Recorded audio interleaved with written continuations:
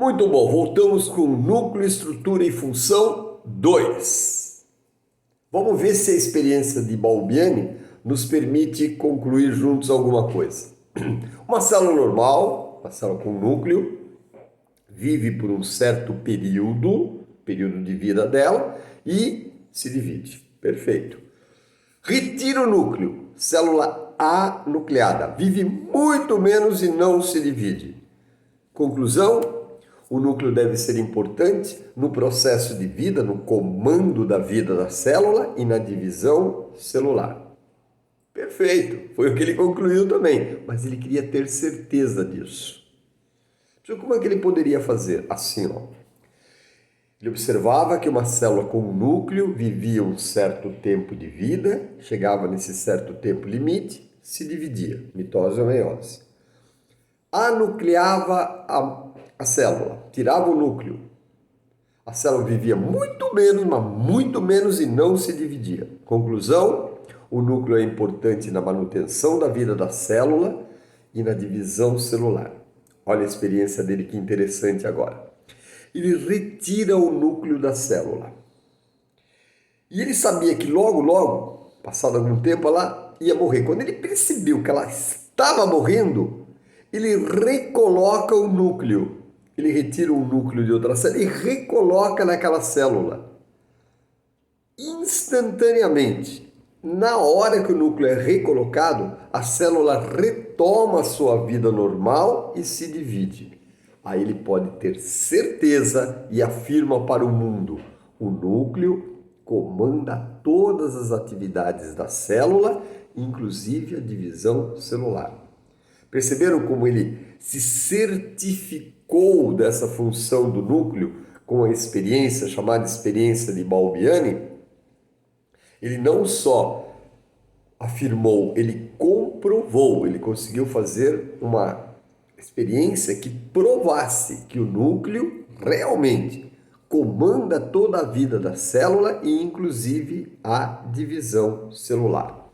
E é de fato que hoje nós temos como conhecimento sobre o núcleo. Sabemos tudo de membrana plasmática, tudo de citoplasma e tudo de núcleo.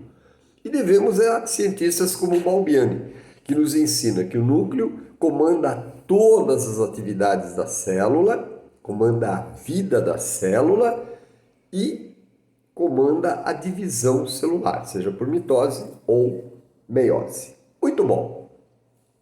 Professor, do que é composto o núcleo? O núcleo é composto pelas seguintes partes.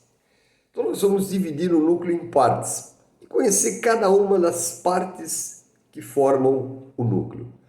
O núcleo é formado por uma membrana exclusiva do núcleo, chamada membrana do núcleo ou carioteca.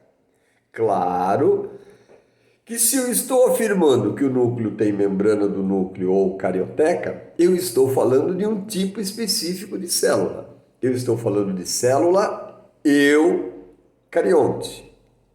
Perfeito? Porque existe a célula que não tem a membrana do núcleo, não tem a carioteca. Essa membrana é a procarionte. Professor, que seres são procariontes? As bactérias, portanto o reino Monera, bactérias e as algas azuis, ou cianofícias. As bactérias e as algas azuis, ou cianofícias, são procariontes. Células simples, poucas organelas, pouca evolução. O material genético está espalhado pelo citoplasma. Nós dizemos que esse núcleo é indiferenciado. Professor, e a célula eucarionte? Quem possui? Todos os demais seres vivos. Então, protozoários, fungos, todos os vegetais, todos os animais têm células eucariontes. Isso caracteriza a célula eucarionte. Núcleo diferenciado. Material genético, que é a cromatina, exclusivamente dentro do núcleo. Ela tem mais organelas, mais organização, maior complexidade e está presente na grande maioria dos seres vivos. Então é claro, lógico e evidente, que uma das principais estruturas do núcleo que nós citamos é justamente a carioteca ou membrana do núcleo. Professor, vamos dar uma estudadinha em carioteca? Vamos!